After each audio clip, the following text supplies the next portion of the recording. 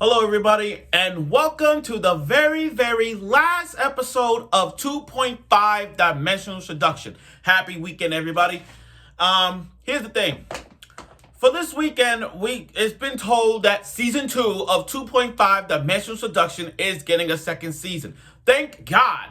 It's one of many rare rom-coms that's getting a second season. You know how rare a rom-com gets a second season? It all depends on the fans. It all depends how big impacted this show is. Depending on the show. 2.5 Dimensional Seduction has given us world about cosplaying. How the theme of cosplaying. Yes, it's better than My Dress Up Darling, but that's a different topic in another way. But my 2.5 Dimensional Seduction gave us something to learn about cosplaying. How cosplay brings every bit of tension, every bit of stripe, every bit of moment that is 2.5 Dimensional Seduction. I mean, the whole premise of this guy loving from 2D to 2.5. From meeting new characters who express their feelings and actions through cosplay. And when you watch 2.5, not because of the fan service, we're not talking about that. We're seeing just how good cosplaying really is. Cosplay brings out the love. It brings out the drive. It brings out character development in many ways. Showing that you could cosplay whoever you want, whenever you want. You could be a male or female, don't matter. You could dress up as a female character even if you're a male. You could be a female character dressing up as a male. It doesn't matter.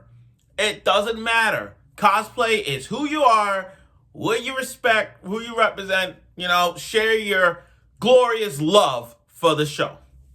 Now, 2.5 Dimensional Seduction, we are in a beach arc. Now, when it comes to beach arcs, the continuation and the conclusion of a beach arc, when it comes to beach arcs, there's always the following. Characters in swimsuits, fan service, confessions, secrets, this and that. That's what defines a beach episode. And when it comes to beach episodes, you just want to slap them in the face. Not slap them physically, but tell them straightforward how you feel about an MC. And like all shows of beach arcs, we got that answer. So without further ado, let's get right to it. The very last episode of 2.5 Dimensional Seduction Review. Let's get to it. Now, remember last week when Mikari and Ririsa was talking and how Mikari expressed her feelings toward Masamune. How she expressed the feelings for him. And really dive into Mikari's relationship. Because here's the thing. We're not surprised. I'm not surprised that Mikari not surprised that she likes the MCs. Not going with that. But for her to step up to the plate and tell Ririsa straight up, I loved him. And she giving her flashbacks about why she loved him, why this and that. It's all about expressing it. Now, usually when it comes to confessions, it's all about like the other girl gets a little bit shocking. But for Ririsa's case, she's like, okay, I love him. Now, here's the thing. Love works in mysterious freaking ways. You got one who's like, you love the person. But there's the other one that you love the person as a friend. So in Ririsa's case, in her state of mind, she's like, I love him because we both love Ririsa. We both love Lily. See, Mikari loves him. Like, love him. And then there's Ririsa, who loves the MC as a respectable otaku friend. You see, there's two paths of love for each. Now, Mikari declare war on Ririsa, and they still kept as friends. They still confess their feelings, and they say, we'll stay as friends, saying, you could date mom, you could date senpai, whatever you want. And Ririsa said, okay. That's not a rival, that's just respect as a friend. They want to stay as friends and ain't proud for that. Now, Masamune hearing all of that in the back. And Sensei too, but that's a different topic. We're going to get to that later. But the MC, here's the thing about Masamune that almost got on my nerve. First of all, let me get this straight. Mikari had a crush on you for 10 years. Mikari had a crush on Masamune for 10 years. 10 years. And all the hints that Mikari was doing to Masamune, I'm looking at this boy and I'm like, wait a minute. Are you telling me that you didn't see any writing on the wall, that she has confessions, that she loves you, all those things to show the development of her makeup, her hair, and anything just to impress you? And then I'm like, you did not see all of the hints that Mikiri was giving for you for 10 years, and then now she confessed to Ririsa about loving him at the MC. He just like, wait a minute, Mikiri, how did I know that? You should have known that. Now here's the thing. I can't hate him on that part. I can't hate him for not knowing the writings on the wall, the hints that Mikari was giving over the MC. It's just that for him, he never expresses love.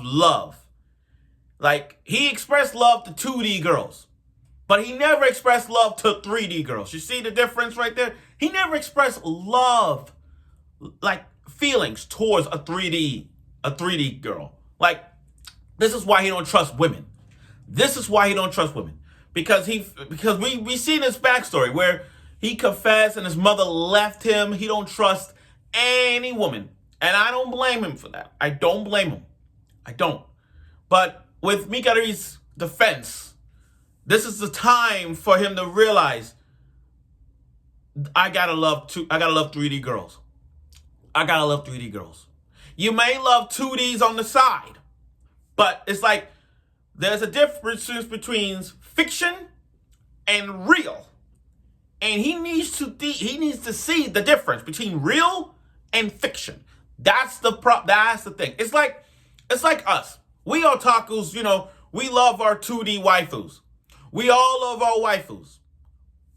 2D wise, we love our waifus. Now, but in real life, we love our girlfriends or boyfriends, like that kind of thing. But my point is, we love our waifus, husbandos, 2Ds, but we all love our boyfriends and girlfriends 3Ds.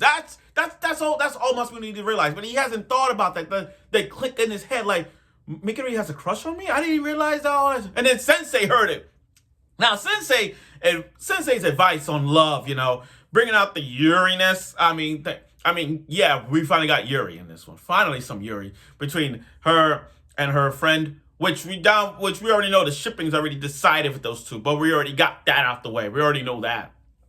But I like Sensei's words of affection and words of encouragement to express how you really feel and how you bring how Masamune brings joy to all four.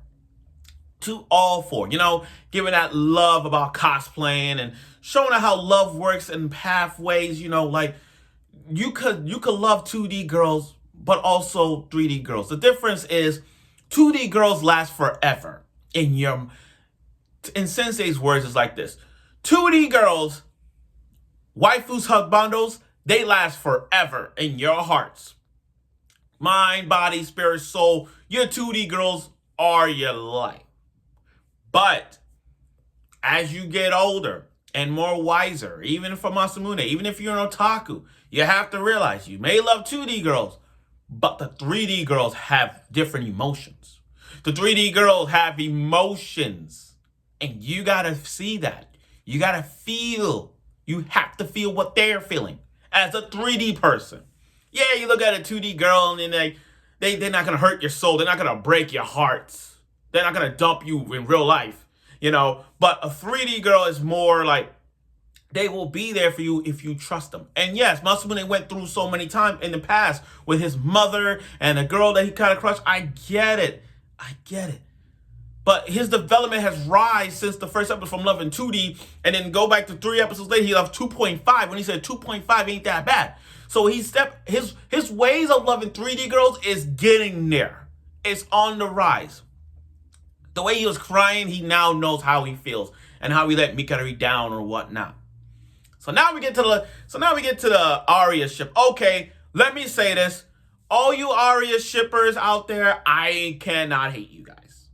I get it. Arya loves Senpai. I mean, they took a selfie, and then Mikari took a selfie, I get all of that. No surprise there. But here's the thing about Ririsa's also ship that I support. I support Ririsa's ship, Ririsa. I support that ship. That's my number one ship, even though my favorite is Nona. Nona is my favorite character. Before I end this on the whole season 2 mark, I like to say, If you ask me who's my favorite girl out of the 4, Nona is my favorite. Nona is my favorite, then Ririsa, then Arya, and then Mikari. Okay, I'm gonna call it like that. But anyway, Ririsa also lied in her heart. She loves Senpai. She loves Senpai. And we all know that from day one. They both otakus. They both love Lily. I mean, like, that's like the chemistry right there. Like, think about this. If you have a boyfriend or girlfriend who likes the same show as you and idolize the same character as you, that's a one and a deal relationship. That's a one and a deal relationship. Like, come on. You know what I mean? Come on. It's so easy. Can you imagine if you met someone like, oh, look, I'm a Naruto fan. Can you imagine, matter of fact, I'll go better. Can you imagine your favorite anime that you like? You bump into you bump into a fan who also likes the show, but also likes the same character, and then y'all both talk about this, and that.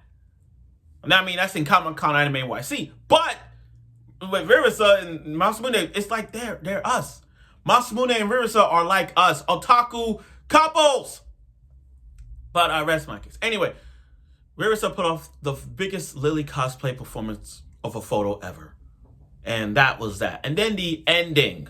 The ending shows Nona, I like Nona, having developed. I think Nona has developed everybody out of the 4. To me, Nona developed out of these 4. And I respect the 4, but Nona developed even more. Now, I do like the ending where L4 got together, the Masamune and Senpai got together, doing the Lily thing. It was really nice. But as we go to the end, where season 2 goes, secrets are going to be revealed and a whole lot of confessions. Because remember, Arya loves Senpai. Mikari loves Senpai, even though he knows it. And what's next for Ririsa? Is Ririsa going to tell Senpai how he feels and all that stuff? And is Nona going to confess too? There are so many questions that when season 2 airs, we're going to have somewhat of a confessions for all of them.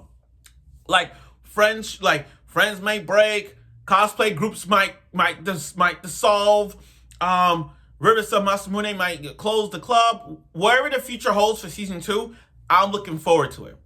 Pretty soon it's going to be like 24 episodes or 12 episodes. We'll see. But overall, though, this ending was really great. It ended on a high note and confirmed us that season 2 is confirmed, which we did.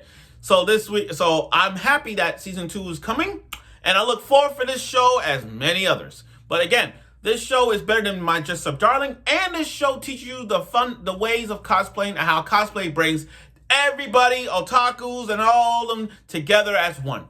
And we got it in all in this package. Now I feel like I want to read the manga just in case.